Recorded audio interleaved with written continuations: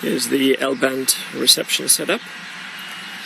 It's a power supply with variable voltage feeding the bias T, which is feeding the voltage into the coaxial cable, and then it's running all the way to this tripod and a little WorldSpace antenna here.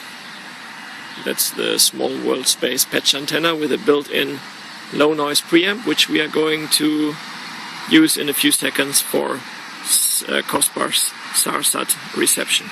There is a satellite AOS now. You can see the red dot on the horizon, and the satellite is coming up. In the moment we don't receive anything yet, but it should come up in a few seconds.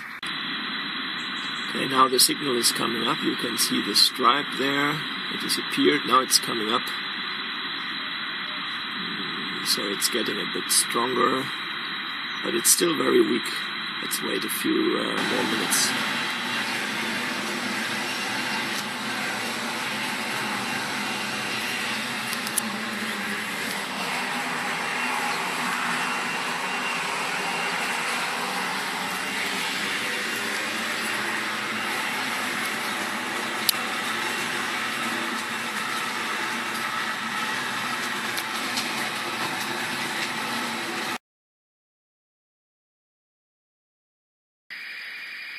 Here's a COSPAS-SARSAT signal. There is a telemetry beacon here, which we receive right now. There's the transponder sideband here and the other transponder sideband here. This one is a bit weaker because it's on the edge of my SDR. Normally they are both exactly the same strength. Now I've zoomed in a little bit. This is the telemetry beacon on 1544.5. It's producing quite a strong signal, and you can see also the Doppler shift. You can see there is a 2400 kilohertz tone signal modulated onto the carrier. You can see with the two sidebands here very nicely. And there is the transponder over here. There will be some data bursts. This one here, for example. This one is an EPIRB beacon. Here's another data burst.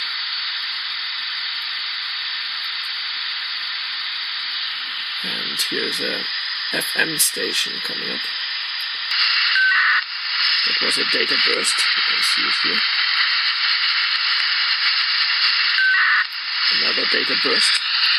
That's the EPIRB beacons transmitting data bursts on 406 megahertz.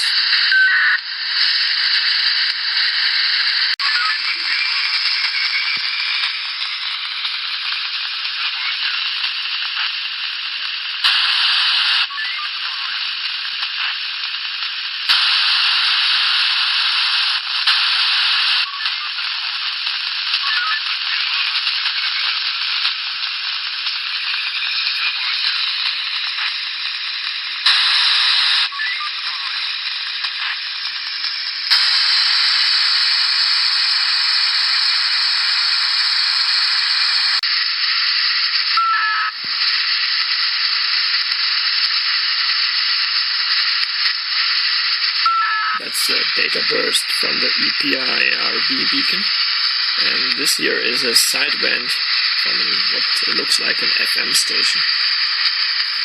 And unfortunately we cannot use the FM demodulator, but if we use the AM demodulator, we are getting something audible,